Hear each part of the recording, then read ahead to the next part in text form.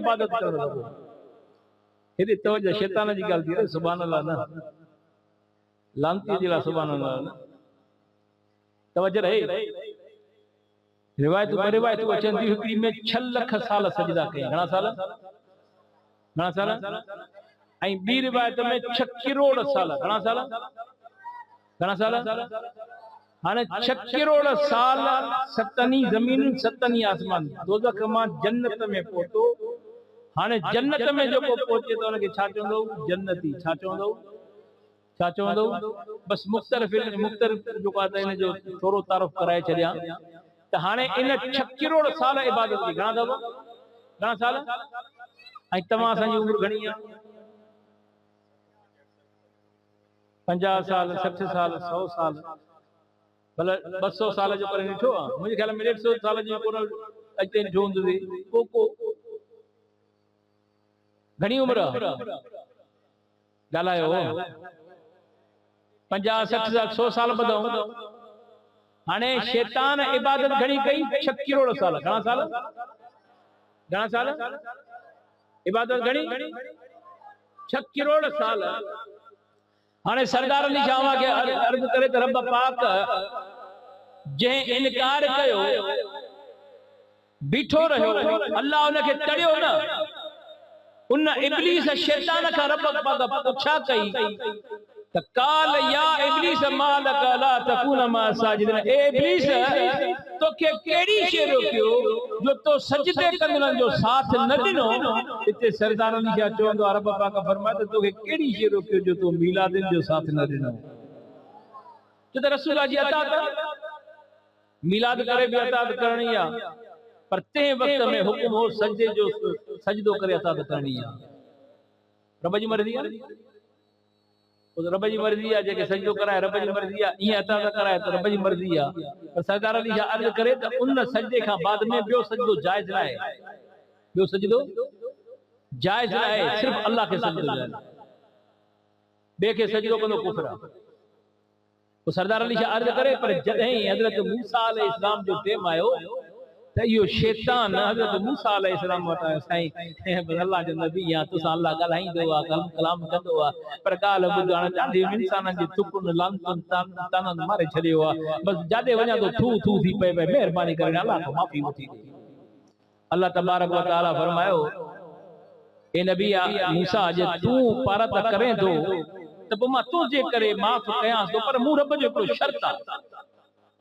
हज़रत मूसा अलैहिस्सलाम फरमाया त मुंहिंजा मालिक, हाणे तूं राज़ी थी पवंदे त हे चंडो जेको आहे त गुनाहगारी खां जेको आहे त माण्हुनि खे बचाए विझंदे, मुंहिंजा मालिक जे हिन सां राज़ी थींदे त पोइ सभु जन्नती कम कंदा, को दोज़खी कम कंदो ई कोन। अल्लाह तबारक व तआला फरमायो त नबी मूसा, मां तुंहिंजे करे राज़ी थियां, पर मुंहिंजो शर्त आहे। मुंहिंजा मालिक कहिड़ो शर्त आहे? अल्लाह तबारक व तआला फरमायो त हिन मुंहिंजो हुकुम न मञो, हो नबी खे सजदो न कयो। हाणे भी मुंहिंजे नबी हज़रत आदम जे क़ब्र ते वञे सजदो करे, मां रब राज़ी आहियां। हज़रत मूसा अलैहिस्सलाम जी जो त वठी ड्रोड़ पाते, वो चंडा वो निभागा रब ठही वई मुबारक थी जे मुंहिंजा सुणा कीअं ठही वियो। अल्लाह तबारक व तआला फरमाए थो त जन्नत में मुंहिंजो हुकुम न मञे, नबी खे सजदो न कई। हाणे भी हज़रत आदम जी मज़ार ते वञे, क़ब्र ते वञी सजदो करे। तव्हां असांखे हुकुम आहे त वञण जो, वञी करे दुआ घुरो, हुनखे सजदे जो हुकुम थियो त वञ नबी जे क़ब्र खे सजदो कर। जे नबी मूसा, असां क़ब्र ते न वेंदा आहियूं। हज़रत मूसा अलैहिस्सलाम फरमाया त मुंहिंजी भी लानत थिए। तवज्जो रहे। हाणे इबादत घणी? 6 करोड़ साल। घणी? 6 करोड़ साल इबादत। ज़मीन जे सतई ज़मीन सतई आसमान जन्नत दोज़ख काई टुकड़ी न छॾियई जिथे न सजदो न कयो हुजे। जॾहिं अल्लाह तबारक व तआला हिन खां पुछा कई त ए इब्लीस, तोखे कहिड़ी शे रोकियो जो तो सजदे कदरनि जो साथ न ॾिनो? हाणे रब खे जवाब में थो चवे, काल लम अकुल अस्जुद ले बशर, मूंखे चङो न लॻो जो मां बशर खे सजदो कयां। नबी खे हिकु दफ़ो बशर करे, घणा दफ़ा? नबी खे घणा दफ़ा बशर करे? ॻाल्हायो। जंहिंखे क़यास थो अचे उहो न ॻाल्हाए, ॿिया त ॻाल्हायो। घणा दफ़ा नबी के घणा दफ़ा बशर करे? इबादत घणी? 6 करोड़ साल। इबादत घणी जी? जन्नत में रहंदड़ जन्नती जन्नती 6 करोड़ साल इबादत नबी के हिक दफो बशर थे। अल्लाह तबारक व तआला फरमायो फखरुज मिन्ना फ इन्नका रजीम व इन्ना अलैका लअनत ला यम फखरुज मुजी जन्नत मा तू मरदूदा तो ते लानत जो तोक दिहाड़े क़यामत ते दिहाड़े दिहाड़े नबी के घणा दफा बशर थे जी। हाँ तवा फैसलो कयो जो जन्नती हुए जन्नत में वेही 6 करोड़ साल इबादत करे ऐं नबी के एक दफो बशर सदे अल्लाह फरमाए त क़यामत ताईं लानत थी। हाणे तवा फैसलो कयो जंहिंजी उम्र 50 साल 60 साल ऐं उथंदे वेहंदे चवे नबी बशरा नबी बशरा नबी बशरा कोने सा शर्ता थी।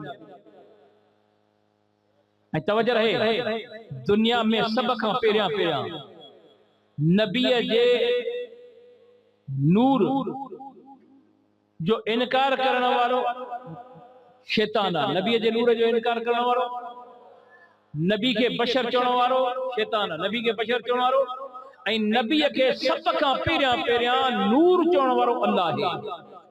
केरा ऐं दुनिया में सब खां पहिरियां पहिरियां नबी के बशर चवण वालो केरा शैतान केरा।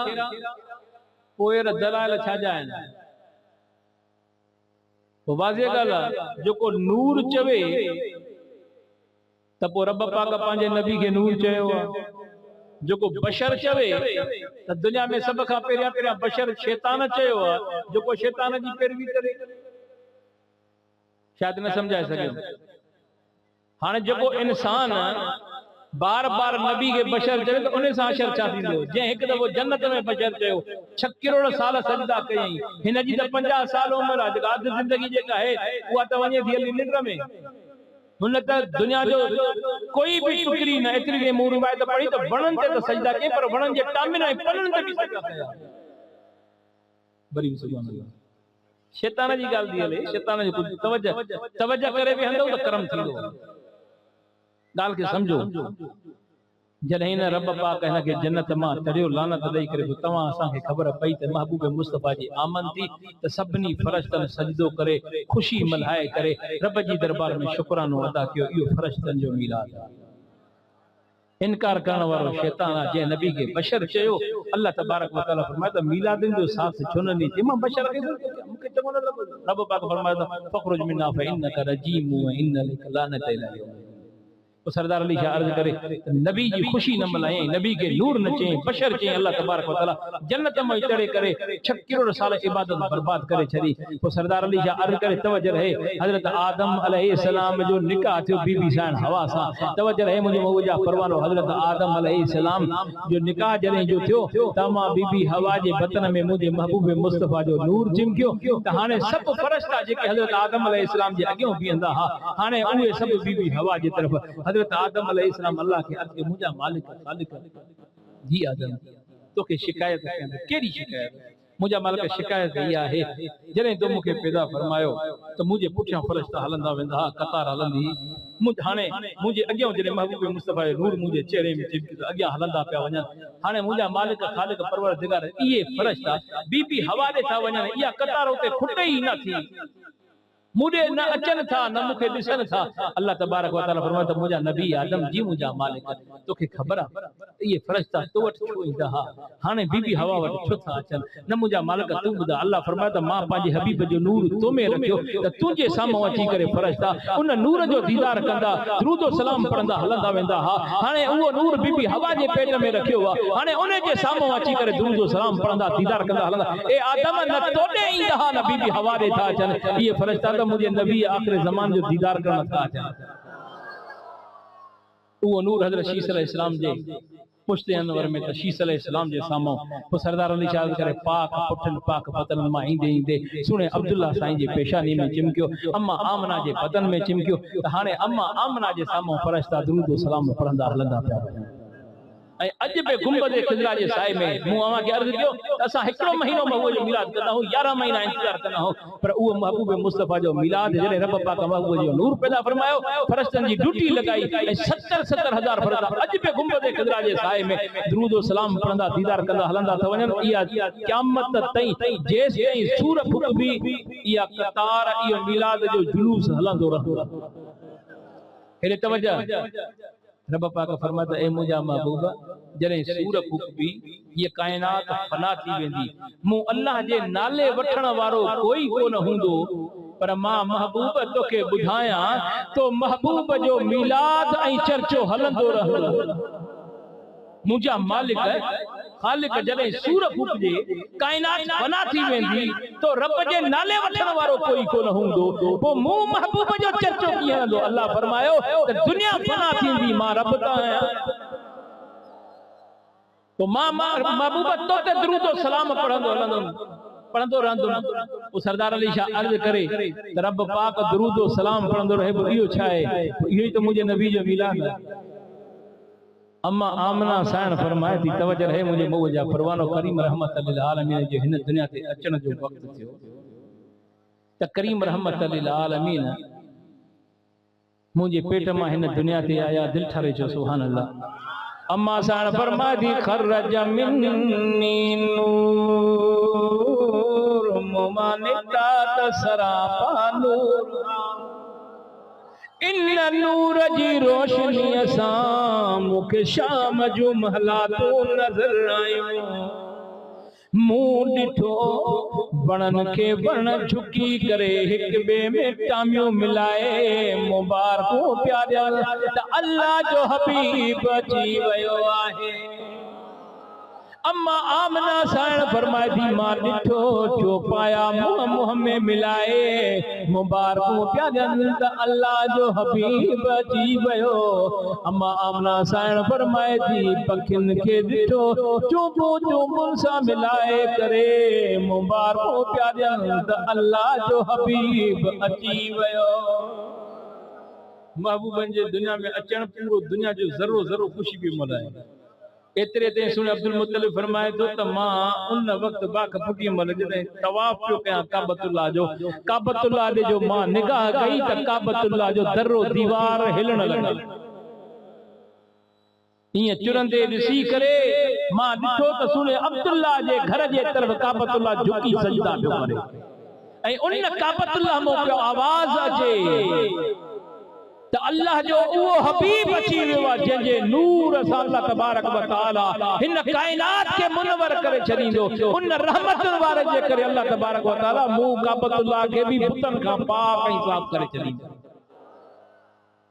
जेके यहूद नसारा बीठा हा उहे ॾिसी करे दरो दीवार हिलंदे करे यहूद नसारा भॼी विया तो सरदार अली शाह अर्ज़ करे तवज्जो रहे अम्मा आमना साण फरमाए थी त मां महबूबन करीम जे सजाइण जे लाइ कपड़ा भी रखिया तेल साबुण भी रखियो साबुण भी रखियो मां जॾहिं महबूब करीम हिन दुनिया ते आया मुंह मां निकिता त सरापा नूर हा पाण बुलंद आवाज़ सां फरमायो मां अल्लाह जो खातमुन नबी ऐं बुलंद आवाज़ सां ईअं फरमाए करे ऐं कुछ लफ़्ज़ अॻिते फरमायो अम्मा आमना साण फरमाती मां न समझी सघियमि अम्मा साण फरमाती इरादो कयो त नाड़ो वठिया छुरी दे हथ वधाइण जो इरादो कयो त आवाज़ आयो त बीबी साहबा तू तकलीफ़ न कर मां पंहिंजे हबीब खे सजाए करे मोकिलियो आहे अम्मा साण फरमाती मां जॾहिं जो ॾिठो त करीम कायनात जे सरदार जी ओगड़ मुबारक ढकियल हुई अखियुनि ने चेहरे ॾे ॾिठो त अखियुनि मुबारकनि में सुरमो पातल हो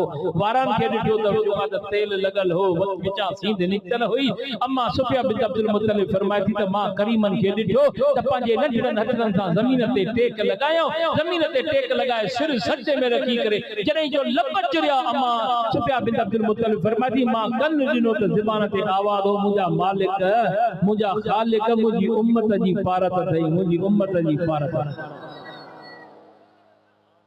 तवज्जो रहे सोबिया नाले अबू लहब जी नौकरियाणी आहे ड्रोड़ी वनी अबू लहब के चंदा ए अबू लहब मुबारक थई मां तोखे खुशखबरी दी दियां तुझे सोट के पुट जाओ या पेरी खुशखबरी तोखे बुधाई अबू लहब बिना मुंहिंजे इशारो करे सोबिया मां तोखे आजाद कयो वञ इन मुंहिंजे सोट जे पुट खे वञ खीर पिया तवज्जो रहे